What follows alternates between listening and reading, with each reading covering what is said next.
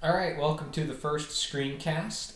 If you do not have the slides that are titled replication, they are posted on Web Study. I suggest you hit pause and print out those slides now. I thought they ended up in what was posted on Web Study, but they did not.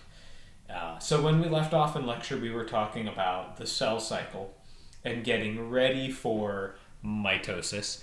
And one of the things we covered was S phase. So before you make a new cell, you have to make a copy of your DNA to pass on to the new cell. So you start with one chromosome, you go through DNA synthesis, or what is called DNA replication, and you end up with this structure that we still call a chromosome, but it has two copies in it called chromatids. So this is the process of making DNA from DNA, otherwise known as replication, which takes place during S phase or synthesis phase of your cell cycle. You will recall that DNA is a double-stranded molecule. So you have two strands with a sugar phosphate backbone that have these nitrogen-containing bases that stick together in the middle, the whole thing held together by hydrogen bonds. When you need to make a copy, the long and short of it is that what happens is there's this enzyme called helicase that unwinds the DNA and breaks apart the two strands, and then there's this other enzyme called polymerase, and one copy of polymerase clamps down on one strand, one copy of polymerase clamps down on the other strand, and simply synthesizes the complementary strand. Wherever there is A on the first strand, T ends up on the second strand, G with C, vice versa, and so on, until you have copied or replicated the whole chromosome. I will slow it down, say it again, and point out to you the relevant terminology. So the first thing you want to know is the name of that enzyme right there. It is called helicase, and it spins around much like a helicopter and untwists the DNA, or unwinds the two strands. Once the two strands are separated, you have the structure which is called a replication fork. Now you have your two separated single strands of DNA that can then each serve as a template for building a new complementary strand. Now, one of the things that I would like you to understand is that the two strands, or the new strands, are synthesized in opposite directions. So if you look at this polymerase here, it is moving in that direction. And if you look at this polymerase here, it's moving in the same direction as the helicase, because the helicase is just going to keep moving down the DNA until it unwinds the whole chromosome. The reason for this, and this is a bit of detail that's above and beyond what you really need to know, but it helps you understand things, is the structure of the DNA.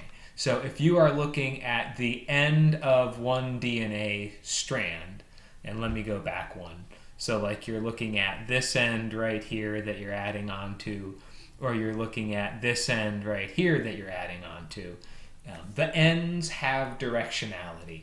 On one strand, the sugar is pointed up and the end of the backbone is a phosphate.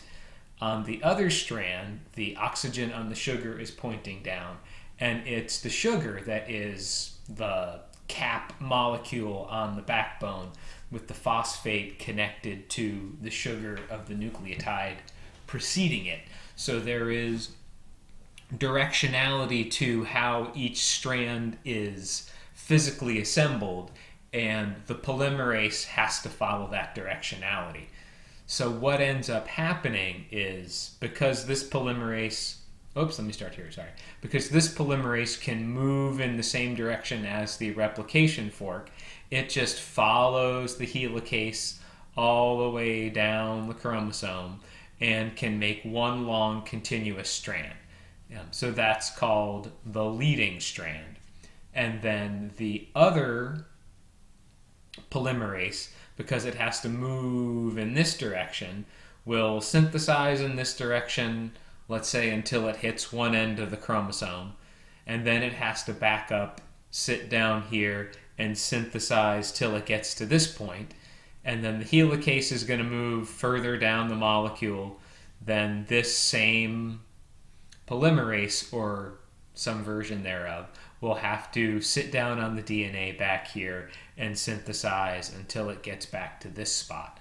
So it is called the lagging strand because the polymerase has to keep backing up, and it gets synthesized in fragments. The end result is that you have two copies the same as the first, and because each copy of the DNA contains one strand of the old DNA, it's called semi-conservative. So in each new molecule, you have half of the old molecule.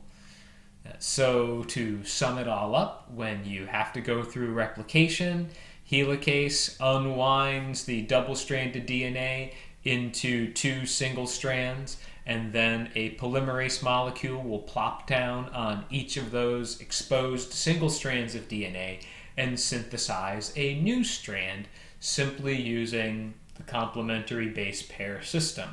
One polymerase will work continuously in the direction of the helicase, that is your leading strand, and then the other polymerase will have to move in the opposite direction of the helicase and then keep backing up.